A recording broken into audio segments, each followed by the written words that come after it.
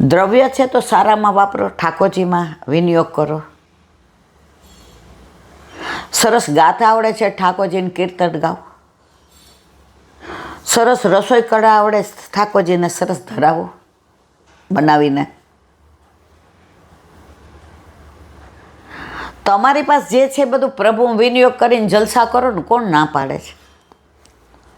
આપણે વર્તુળ કરી ઠાકોરજી પધરાવીને ગયા હતા, તો ઠાકોરજી આપણને લઈ ગયા હતા કે આપણે ઠાકોરજીને લઈ ગયા હતા? લઈ ગયા હતા ને. ક્યાંય તકલીફ પડી? ક્યાંય કરતા ક્યાંય પ્લેન મોડું પડ્યું? ક્યાંય બસમાં તકલીફ પડી?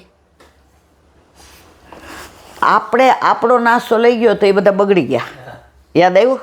10 દીમાં ઠાકોરજીનું જે લઈ ગયા હતા એવું ને એવું રહ્યું. અને એ ધરાવેલું આપણે લઈએ તો રાજી થાય પાછા. હા અહીંયા તો ખાવો મજા નથી આવતી. એ થેપલા ધરાવેલા ઓલા બધાય બૂમો પાડે, આંટી એક અમાર માટે રવા દેજો, અમાર માટે રવા દેજો.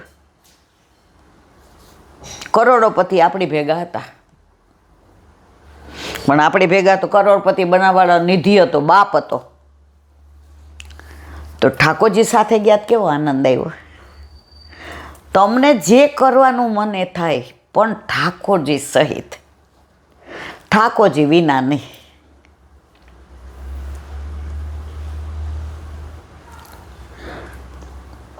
ક્યાંય પણ જાઓ તમે, જ્યાં જાશો ને ત્યાં પ્રભુ વ્યવસ્થા કરશે.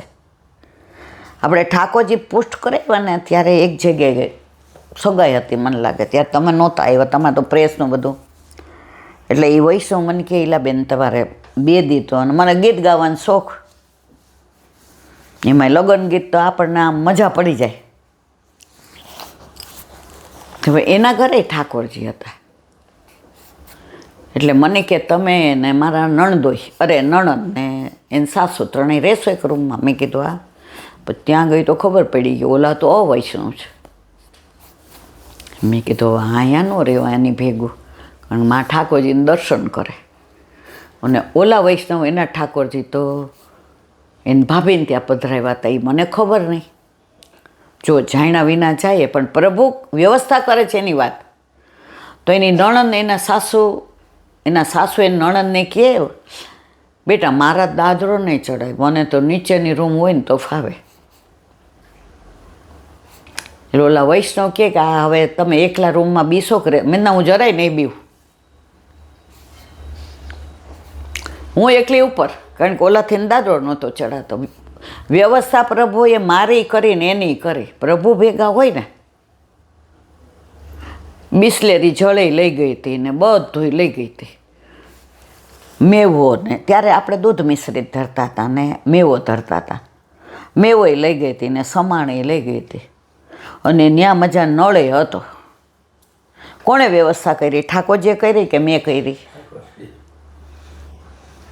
જ્યાં જઈ આપણે વર્તુળમાં બધી વ્યવસ્થા ઠાકોરજીએ કરી હતી ને આપણે કરી હતી.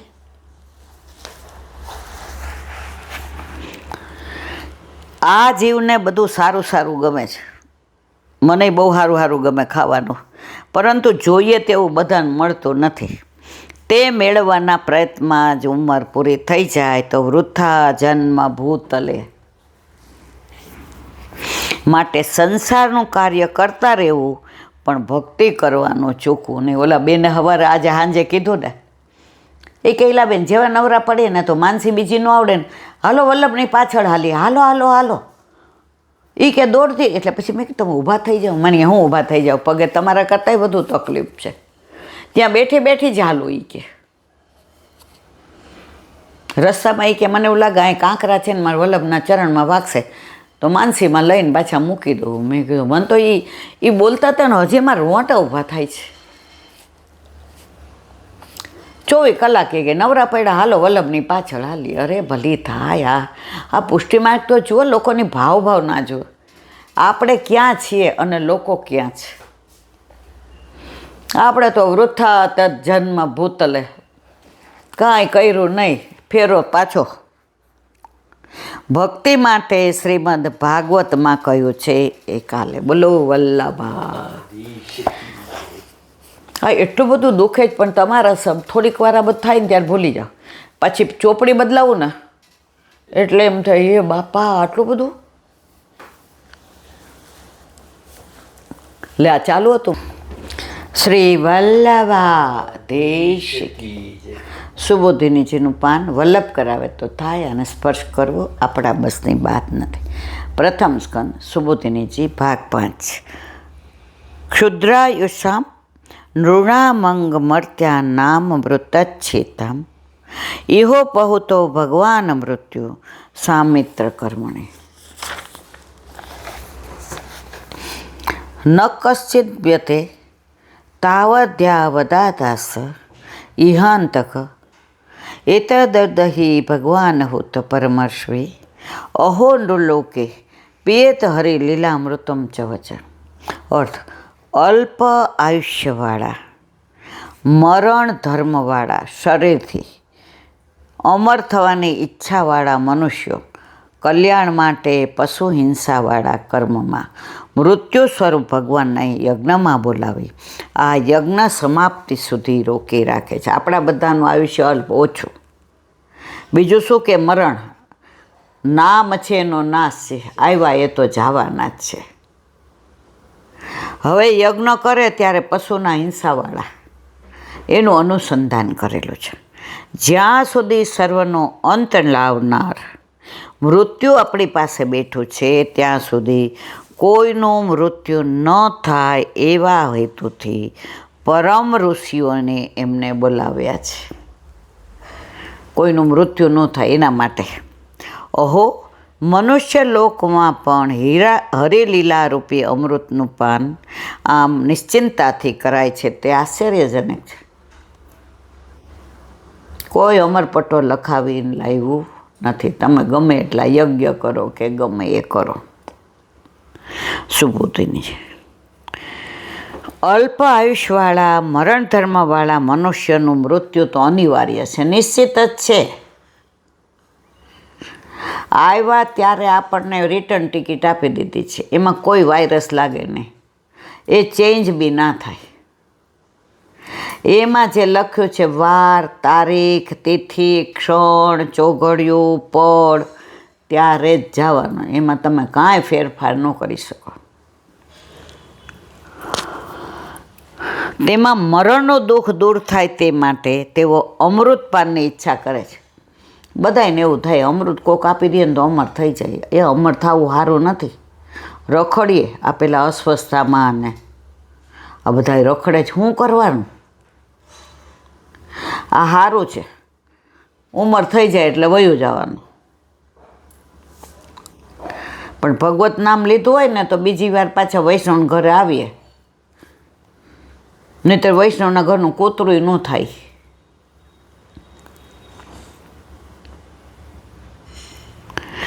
એમને માટે અહીં મૃત્યુરૂપ ભગવાનને બોલાવ્યા છે એવો વાક્યનો સંબંધ, તેમ અસદવાતા લાભથી સુપ્રયોજન એવો સંબંધ છે. 1000 વર્ષ ચાલે તેવા યજ્ઞમાં અમૃત પ્રગટ થાય. આ ક્યાંની વાત છે? નૈમિષારણ્યની. હજારો ઋષિઓ 1000 વર્ષ, સહસ્ત્ર વર્ષ સુધી ચાલે એવો સહસ્ત્ર યજ્ઞ કર્યો છે. તો શું કે છે? એમાંથી અમૃત પ્રગટ થાય. એમ વિશ્વસૃજ પ્રથમા વિશ્વ રચનારાઓની પહેલા યજ્ઞમાં સુવર્ણ પક્ષીના સ્વરૂપથી બ્રહ્મ પ્રગટ થયેલું.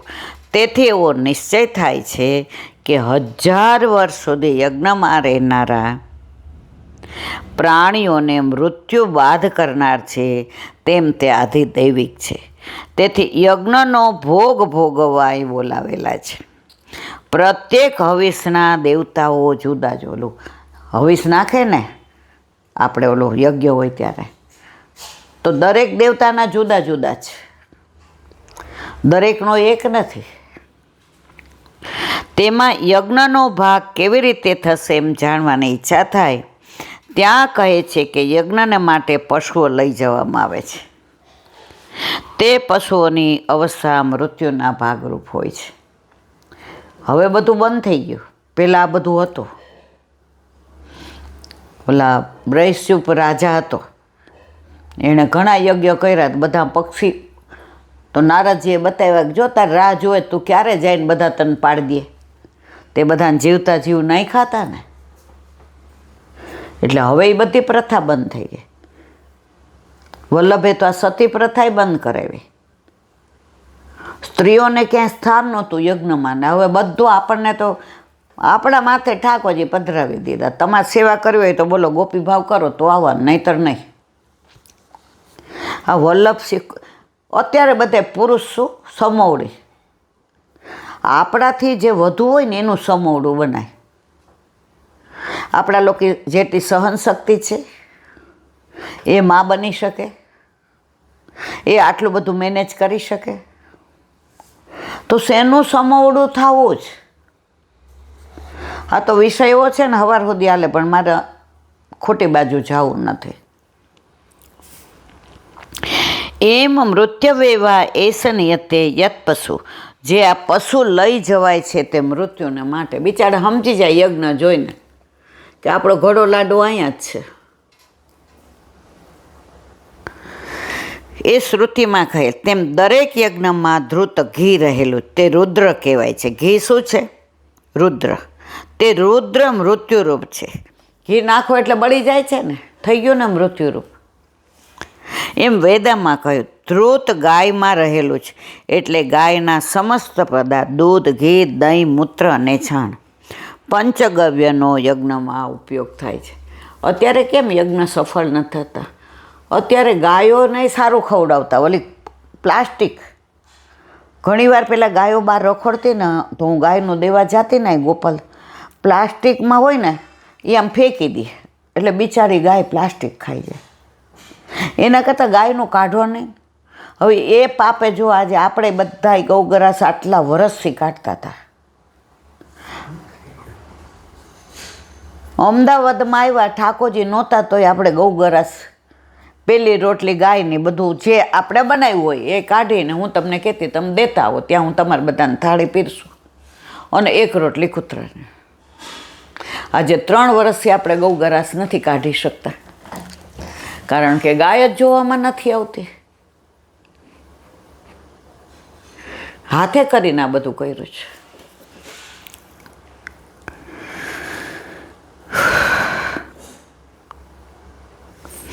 પશુની હિંસા કરવા રૂપ જે સામિત્ર કર્મ છે એમાં દેવતાઓની આવશ્યક રૂપમાં અપેક્ષા છે. તે દેવતા રૂપ મૃત્યુ છે, તેથી અધર્મની કક્ષામાં નથી એમ બતાવવા મૂળમાં ભગવાન શબ્દ વિશેષણ રૂપે મૂક્યો. આ લોકમાં કોઈ મરે નહીં એ માટે ભગવાનને બોલાવ્યા છે. અમારા યજ્ઞમાં પ્રકટ થનાર અમૃતનું પાન કરી બધા અમર થઈ જાય. આ ક્યાંની વાત કરે છે? નૈમિષારણ્ય. ઓલા હજારો ઋષિઓ ભેગા થઈને જે 1000 વર્ષ ચાલે એવો યજ્ઞ, સૌનક ઋષિઓ, બરાબર. એ દરમિયાન કોઈ મરે નહીં એવો નિશ્ચય કરીને સમર્થ ઋષિઓએ ભગવાનને પધરાવ્યા છે. ભગવાન અદૃશ્ય હોવાથી કથા રૂપે અહીં પધાર્યા. જો ભાગવત છે ઠાકોરજીનું વાંગમય સ્વરૂપ છે, એટલે પ્રભુ અહીંયા કથા રૂપે પધાર્યા છે. કોણ કે? સૌનક ઋષિઓ. ક્યાં કે છે? નૈમિષારણ્ય. એ બતાવવા અહો આશ્ચર્યવાચક પદ મૂક્યું છે. લોકમાં જ હરિ લીલારૂપ છે, વચનોનું અમૃતપાન થાય છે. શ્રી મહાપ્રભુ જેનો અર્થ સમજાવે છે, અમે અમારી અપકીર્તિ દૂર કરવા માટે યજ્ઞ કર્યો છે. સત્રા યા ગુરત, જે યજ્ઞ માટે આ ગુરણ કરે છે એ શ્રુતિ દેવતાઓ માટે સર્વના પ્રાણ આપે છે એવો શ્રુતિનો અર્થ છે. કિમે તે શાસ્ત્રીને, આ યજ્ઞ કરનારના કેમ, અર્થાત જેવો યજ્ઞ કરે છે તેવું બધા પ્રજાના પ્રાણોથી જીવે છે. તેથી પૂછે છે કે આ યજ્ઞ કરનારા એમ કેમ કરે છે? એવી આ શ્રુતિ છે. આ શ્રુતિ પ્રમાણે યજ્ઞ કરનારાની અપકીર્તિ થાય છે તે દોષ દૂર કરવા ઋષિએ વિચાર કર્યો. ભગવાનના હોત ભગવાનને આહ્વાન કરવું જોઈએ અને યજ્ઞ ભગવાનને સમર્પણ કરવો જોઈએ.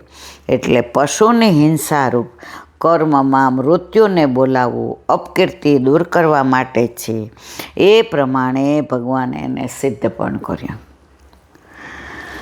સૌનક ઋષિ કહે છે કે ભગવાન સ્વયં પધાર્યા અને તમારી મારફત કથાના રૂપમાં. ભગવાન કયા રૂપમાં પધાર્યા? કથાના રૂપમાં. જ્યાં જ્યાં ભાગવત થાય ત્યાં ત્યાં ભગવાન છે ને છે જ. એ વાંગમયમાંથી ને ક્યારે પ્રગટ થઈ જાય એ ખબર ના પડે. સૌનક ઋષિ કહે છે કે ભગવાન સ્વયં પધાર્યા અને તમારી મારફત કથાના રૂપમાં પધાર્યા તેનું આશ્ચર્ય છે. તેથી જાણી શકાય એવી જ રીતે પ્રાણીઓને અમૃત પ્રાપ્ત થશે. જો ભગવાન પધાર્યા ન હોત તો જાણી ન શકાય. તેવી રીતે અમૃતની પ્રાપ્તિ થાત. તેથી આશ્ચર્ય થયેલું હોવાથી તમારે ભગવાનનું ચરિત્ર જ કહેવું, બીજું ન કહેવું એવો છે. ભગવાન સિવાય બીજી વાત ન કરવી. અહીં શંકા થાય છે કે પ્રાણીઓ સ્વયં જ પોતાના મૃત્યુનું નિવારણ કરી લેશે. એ માટે તમારે પ્રયત્ન કરવાથી શું ફળ મળશે તો એનું સમાધાન કરતા કાલ કહેશે. બોલો વલ્લભ શ્રીમદ ભાગવત. चंद्र सरोवर पे सूरदास जी के द्वार पे मेरा दंडवत प्रणाम. सुरभि कुंड पे परमानंदास जी के द्वार पे मेरा दंडवत प्रणाम. जमुनावता पे शंकरसन कुंड पे कुंभनदास जी के द्वार पे मेरा दंडवत प्रणाम. कदम बिलछू कुंड पे कृष्णदास जी के द्वार पे मेरा दंडवत प्रणाम. कदम खंडी पे गोविंद स्वामी के द्वार पे मेरा दंडवत प्रणाम. आप भूली गया છો कुंभनदास. संकर्षण अच्छा. अप्सरा कुंड पे चित्त स्वामी के द्वार पे मेरा दंडवत प्रणाम. मानसी गंगा पे नंददास जी के द्वार पे मेरा दंडवत प्रणाम. रुद्र कुंड पे चतुर्बुद्धदास जी के द्वार पे मेरा दंडवत प्रणाम. વ્રજ વિલાસ વ્રજની ગોપિકાઓને મારા દંડવત પ્રણામ. હે વલ્લભ, સવારથી અત્યાર સુધી સેવા સ્મરણ સત્સંગ જે પણ તે કરાવ્યું તે તારા ચરણારવિંદમાં સમર્પણ કરું છું. ભૂલ અપરાધ થઈ હોય તો ક્ષમા કરશો. બોલો વલ્લભાધીશ કી જય. દ્રઢ ચરણ કેરો ભરોસો દ્રઢઈ ન ચરણ કેરો. શ્રી વલ્લભનક ચંદ્ર છટા બિન સબ જુગ માય અંધેરો ભરોસો દ્રઢઈ ન ચરણ केरो. साधन और नहीं आकली में चासो होय निवेरो. सुर का कहे त्रिविध आंधरो बिना मोल को चेरो भरोસો દ્રઢઈ ન ચરણ દ્રઢઈ ન ચરણ દ્રઢઈ ન ચરણ કેરો. શ્રી ભાધીશ કી.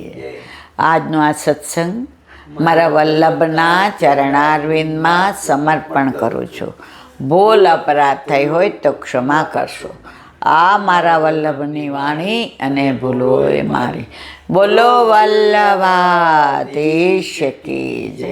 બધાય વૈષ્ણવને જાજા કરીને જય શ્રી કૃષ્ણ.